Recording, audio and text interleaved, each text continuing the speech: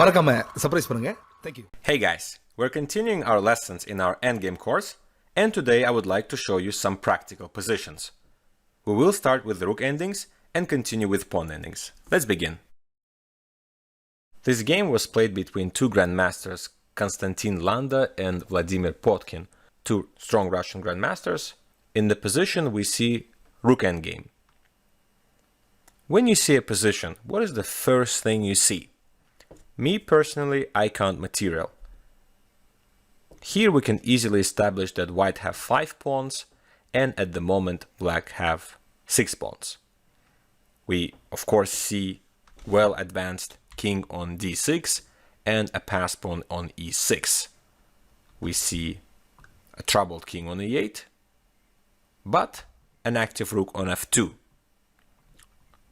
What about rook on b1? It could be also active. But as for now, white is down a pawn, but it is their move. My question here for you is to evaluate this endgame and identify white's plan. This is what you want to do pretty much on every move. You always want to know your and your opponent's plan, but again, some positions are very precise. So is this position. After some thinking, you will quickly realize that white have several candidate moves here, and only one continuation leads to a desirable result. Without any more hints, I would like you to pause the video for 3 to 4 minutes and figure out the best continuation for white. Go ahead and pause the video now. Alright, so you spent good time. Let's go over some of the moves that you may have considered. When I was teaching this, my private students, I of course asked them the same question and I've got several answers. As usual, we're going to leave the best line towards the end, and as for now, we will go over variations that seems like could be winning, but there's a refutation. As you already understand that white is playing for win here because of this very active king on d6 and very strong pawn on e6. You kind of figure that you dream to have your rook somehow on 8th rank. And there are several ways maybe to achieve that. So maybe you decided just to blast open the queen side with a4 and a5, and you thought there's nothing could stop white from achieving this goal. But I must say there is one very strong continuation for black that actually does prevent white from winning. Again, if you haven't figured this out, this would be a good moment to pause the video. If you have figured this out, don't pause the video and let's move on. So here black have 2 moves.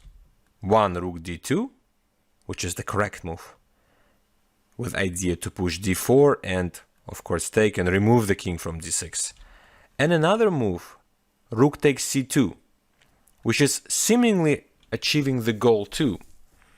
Maybe you haven't even considered this move, but it seems fine because after a5 there is move rook a2, and if a takes b6, black have this rook a6 move, and I guess black is playing for win now, but probably it will be a draw still. Anyways, black is not losing, that's for sure. There are several things. First of all, right in this position, instead of taking on b6, white have a winning move, rook f1. The idea here is simply to play e7 and rook f8 mate. Only one decent reply here for black is to take the pawn on g2.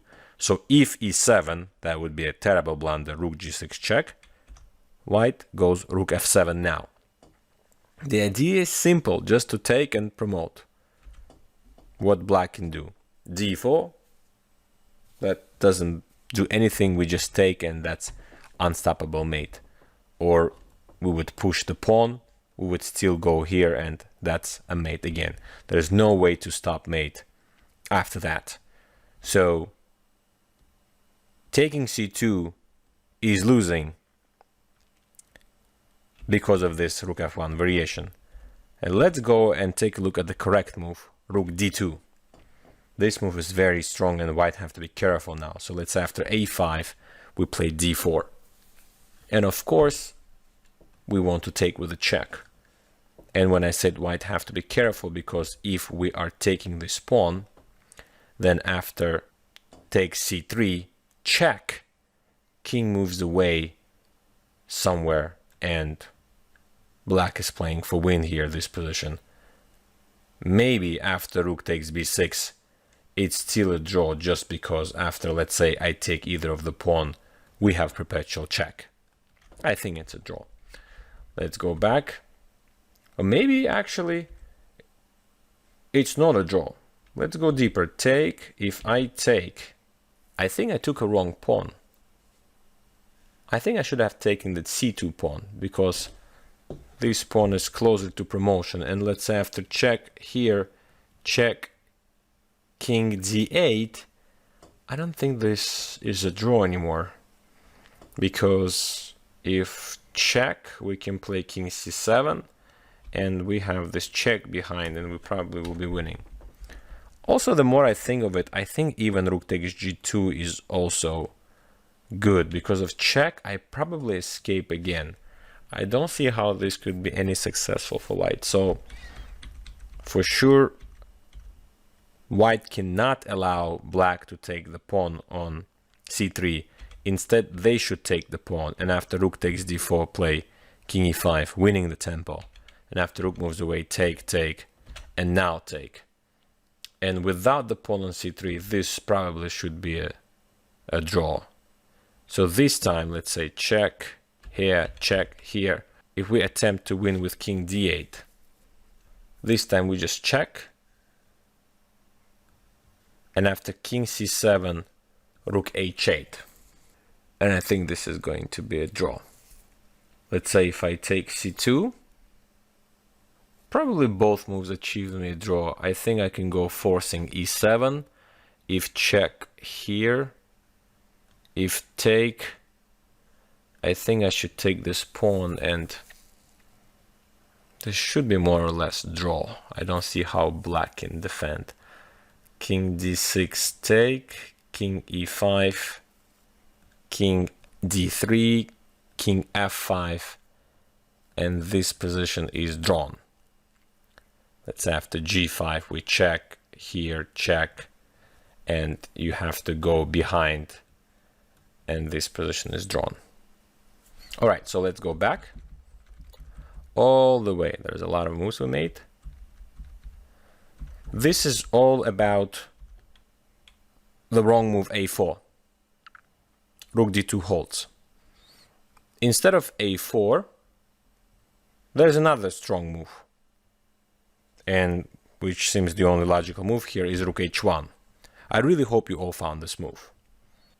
It is very difficult to defend the pawn h4, because if we, let's say, go rook f4, we have this move g3. If takes, we have check, block, rook f8, take, take, and this just wins because we promote with check. And of course, this is winning position. Better option is to defend the pawn on h4 with the pawn on g5. And of course, we have to play g3. Undermining pawn move. We're trying to open up some files for this rook on h1. So what black should do? They have two options. One, they can try rook d2. Two, they can play h takes g3, which is the main line. We're going to look at it. So let's take a look at rook d2 first. Our move is forced. We have to take. And black has two options here. One is to keep the files closed with g4. And another one is to play d4 to give a check on the d file. Let's take a look g4 first. We have to push h5, g3, h6, rook h2, and rook g1. Main idea of keeping that pawn on the king here is still valid. So after this, we just push. If takes h7, take g2, winning. We can take on g2. And this position is hopeless. I just entered some moves, but there's no hope to save this because king goes around, and with such pawn it's always easy to win when there are other pawns on the board. So let's go back. We just analyzed the g4. Instead they could play d4. In this case we also push h5. I also would suspect this could be winning, but h5 just looks so much better. So check king e5. Pawn is just going. Check king d5. No need to go inside of here, king f6, so this is better. If check, king e4. If check again, then we just go king f3. And after take, push, check, king g4, rook here, h7, rook h8 only move, take here and king h6. This should be a trivial win, because if rook moves away, we just check and we get the king in, let's say. Something like that. Should be easy win. Okay, let's go back. We have instead rook f2. In this case, h6, rook f8, h7, rook h8, and king f5. It seems like even easier win. What else do we have? King f8, push, king g8, check, king h8, and we just play rook e1, a simple win. If rook d8, e7, and king f5, they can just resign here because this is going to end. And anything like this, we just bring the rook to d8. Okay, all this shows to us that going rook d2 is refuted. So what if they take? I think you all calculated this. This is pretty easy. Or maybe it's not that easy. I mean, you probably sense how you can win, but you probably don't see like a really good defense for black. Let's start. The check is for sure. Can't do anything else. They block and rook h7. So now here the dream is to take the pawn and promote. Rook f6, this is the best defense. If anything like g2, we of course just take and game over. But with rook f6 is actually tricky. I don't think you consider this move. If you have very good defensive skills, what do we do? Take the pawn, threatening mate again, king f8, king d7. That's the only move that wins actually the game. If you play anything else in this position, you can no longer win because you want to push the pawn with the promotion. And it's important to calculate that after g2, check, king g7, queen, queen, king d8 wins.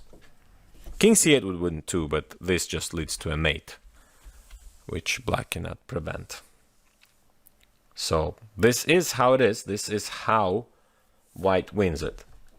We can take a look at all the variations now that we covered. We went over all these lines.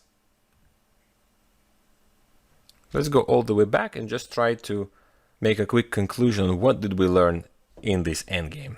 Even though you spotted this move rook h1, g5 and maybe g3, it is important to calculate deeper because some of the lines may not be winning for you, but in the game you only have one chance and calculating it before is crucial. If you luckily or purposely choose rook h1, that's good, you will win the game most likely.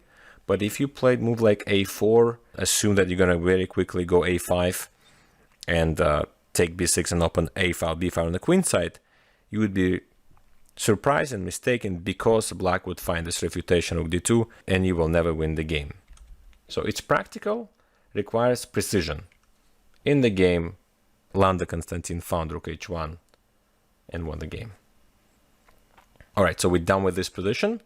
Let's go to our next rook endgame. All right, so this one is coordination between pieces. Technically, this and the previous position I could name differently, but every time I have to be careful because whenever I choose the name, it might give away the moves and could hint you on the move. So I try to avoid it and try to give it a different name that hides a bit of the possible continuation that you choose. So in this position, Here's what I wrote. Evaluate this rook ending. What would be the result of this game if both players play the best moves? And I wrote white to move. The game was played between Peev and Radev. Those players are from Bulgaria. And the tournament was played in Varna. I'm really wondering, how do you really evaluate this type?